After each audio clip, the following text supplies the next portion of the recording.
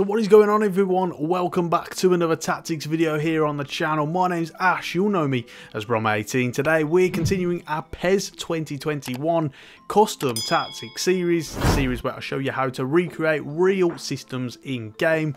It's not a promise that you will win every game, but it is a promise that they will be recreated as accurately and as lifelike as I possibly can within the constraints of the game.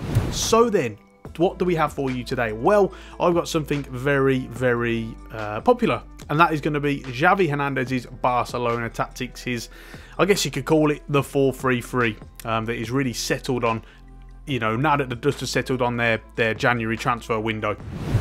So we're going to go through all of the different elements to it today. I'm going to show you it's a fluid formation, so we'll show you when in possession, when out of possession. We'll go through the tactics. I'll explain what they do and also why they do it. Well, first things first, what do we have? So we have a 4-3-3 and it's got one defensive midfielder and two central midfielders.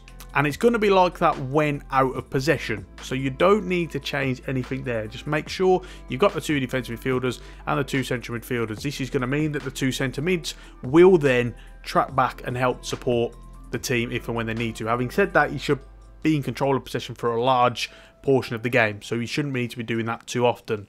However, when in possession, you'll notice that it changes slightly. Well, for one, Pedri is moved up to attacking midfield, and what this is going to do, this is going to get him into those advanced pockets, those small intricate pockets of space where he can pick up those little areas and do his work from there. That's what he's very good at.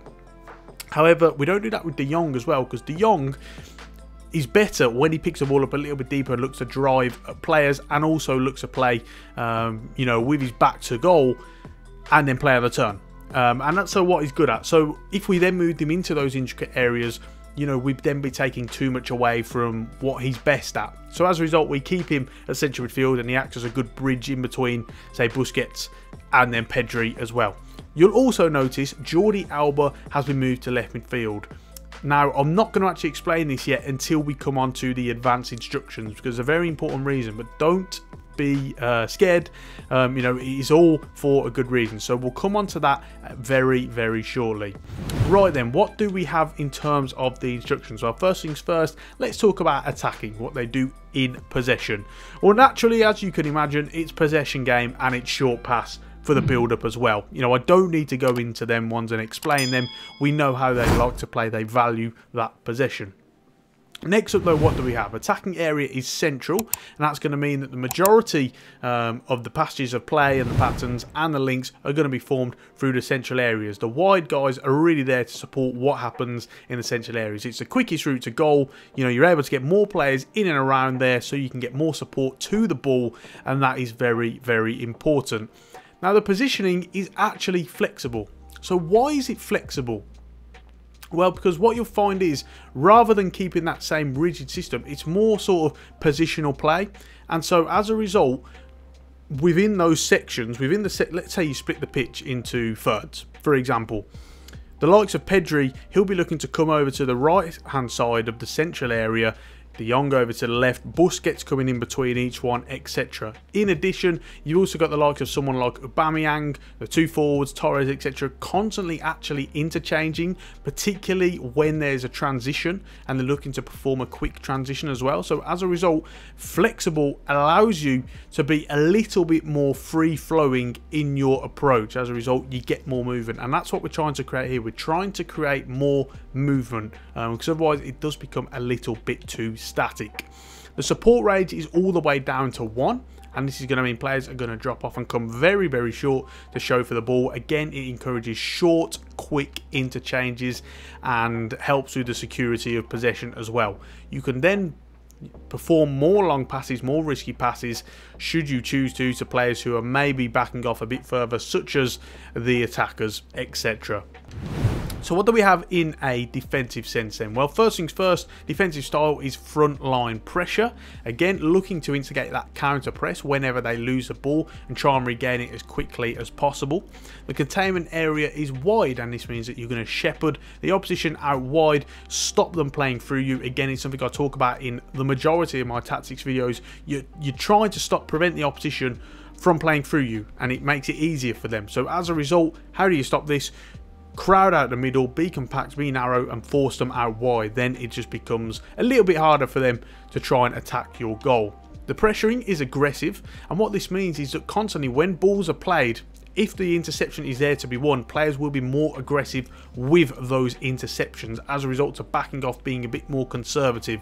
You'll constantly see this in these sort of systems. You know, for example, Pep Guardiola's system, you're always seeing particularly defenders do this. They're ready to step out, try and win the ball and break up a pass if and when they can. So we've got this on aggressive. The defensive line is moved up to 8, which is going to give you a high line. However, it's not all the way up to 10, mainly because of the centre-back, which is PK. Naturally, and Dani Alves as well. They're both a little bit slower.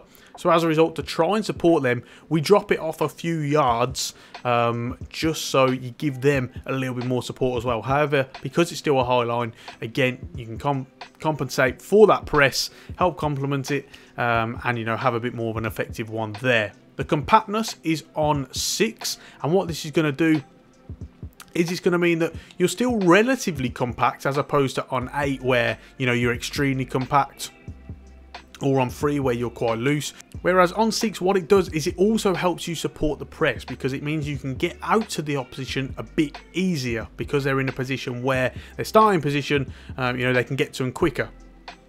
So as a result, in this case, we've got this on 6.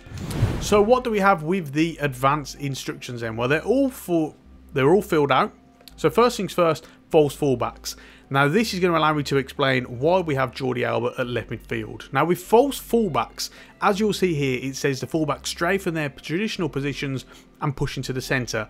What this does is it gives them greater numbers in the central areas of the pitch, helps to support possession. We constantly see in these sort of systems, again, Xavi, Guardiola, those inverted fullbacks. Not only do they support possession, but also if you happen to lose it, then they'll be in a position where they can help break up opposition counter-attacks. What we're trying to do here is we're trying to replicate Dani Alves. Dani Alves is the one who will come into the central areas and help support the teams. However, we don't want Alba to do that. So how do we stop Alba from doing that? Well, when in possession, we change his position to left midfield. As a result, he's going to still support attacks, overlap on occasion if and when he needs to.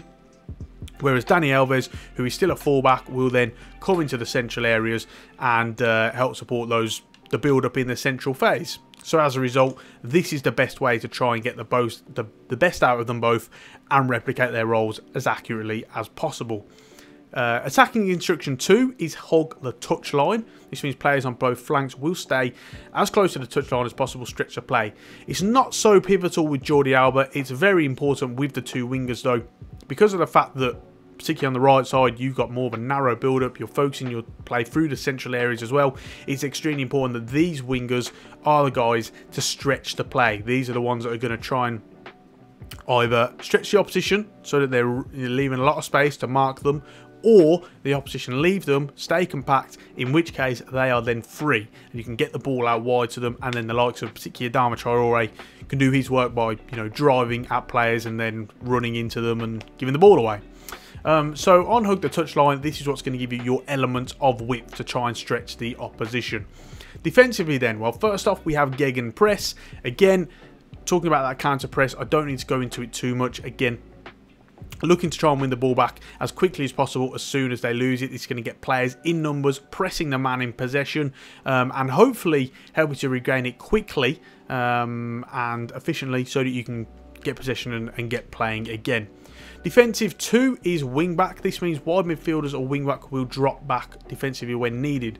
What you'll notice on PES is that if you have actual wingers, as we do here, wide right and left forwards, they will stay up on the pitch. They won't really track back. So as a result, we want to get them tracking back if and when we need to. So this is how we can do it with the wing back instruction. Again, as I've alluded to, because you should hopefully have possession for a large amount of the game and a large period of the game, you shouldn't need them tracking back too much. So as a result, it shouldn't be dragging down their stamina, you know, and having too much of an impact on that. But on the odd occasion that you do need them to track back and give you that support, they will then come back and help you in those areas. So what about set pieces then? Well, first things first, players to join the attack, make sure that you have the 2 centre-backs and also Sergio Busquets at defensive midfield on join the attack. What this does for anyone who doesn't know, it means that on set pieces, corners, free kicks, etc., these players will join the set pieces and get forward, and that's very, very important. Naturally, you want those tall players and those targets getting into the box. You can only choose up to 3 as well, so this is why we have gone with these 3. For set pieces themselves, in terms of defensive corners, I noticed that they took a hybrid approach, so they had some players acting as blockers, man marking, and then other players on the or in the 6-yard box, markings only, and will just come if the ball comes within their vicinity. So stick to that sort of hybrid system. With attacking corners, what I noticed that really what they're trying to do is they're trying to scheme up the likes of PK and Araujo, whoever their centre-backs are, to try and get the ball to them from corners. And what they do to do this is they run from deep. So you want to use instructions such as dash, where you're going to get players starting deep on the edge of the box and then running in. And this is really the best way to get them free and hopefully target them. You can go front or back, they mix that up. But in terms of their approach from attacking corners, often they will like to run from deep and get the likes of PK and Araujo free as well. Right then, that just about rounds it off for this video then, guys. If you've got any questions about the tactic, please do let me know in the comment section down below. Something that I forgot to mention at the start of the video, but I'm going to mention now. Please go and check out my Patreon if you haven't done so already. Lots of great perks on that, including the likes of my FIFA and PES custom tactics packages, where I give you deep dive breakdowns and rankings and ratings on every tactic that I cover.